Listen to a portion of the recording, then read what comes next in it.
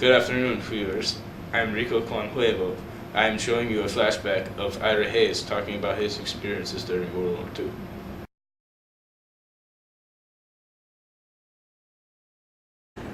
Tell us a little information about yourself and how life was before you went off to war. Alright, well, to start off, it probably helped to know my name. So, I'm Ira Hamilton Hayes, and a little bit more about myself, I guess. I'm an Indian, which you should be able to tell.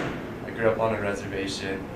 I'm part of the Pima tribe, and I never really had a lot of contact with other people other than the members of my tribe.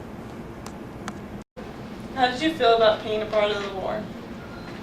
I felt that I was doing something that was right, even though I was an Indian. I felt that it was right to go and fight for my country since that's where I was living. I didn't really feel that it was that off in any way.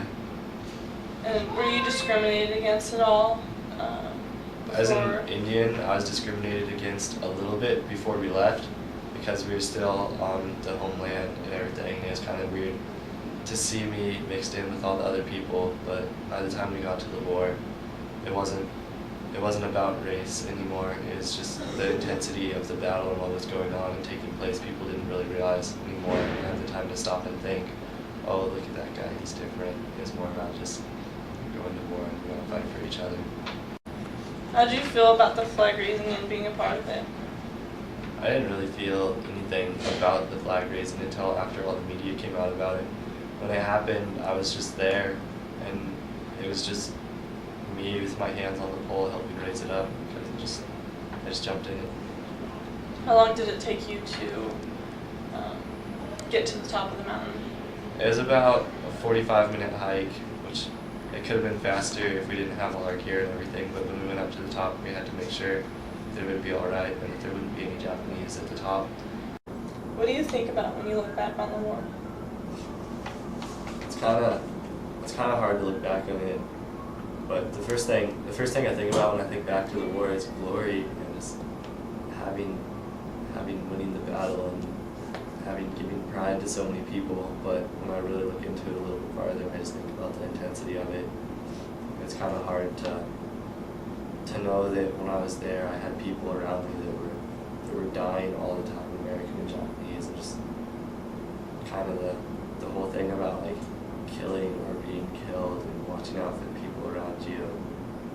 Just seeing people that are dead that I knew that I'll never be able to see again was really hard. Do you wish you would have just died on the island instead of coming back and dealing with all this extra stuff? In a way, I wish I would have died on the island because it would have made me more of a hero in my eyes for what I believe a hero is.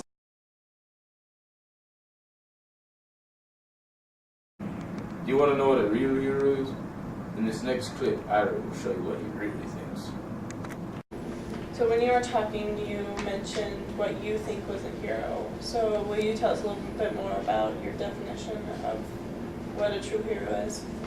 Well, my definition of a hero is someone who dies for what they're doing and someone who does the right thing completely, and not someone who looks for the fame and comes back, because I'm not really a hero. I'm just someone who's made into a hero by the eyes of the American people, because it's not people that can just become heroes, it's people that create heroes and someone to look up to. And I think that a hero should be someone who was really there for the whole thing and went through it and took the hardest parts of it, which to me, taking the hardest part of the war would be death.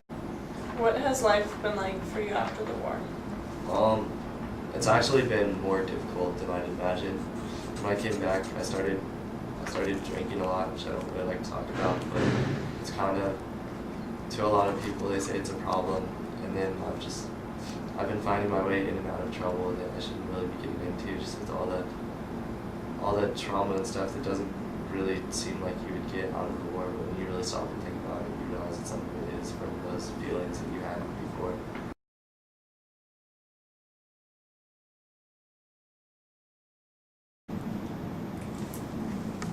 Hello, thank you for tuning into our show.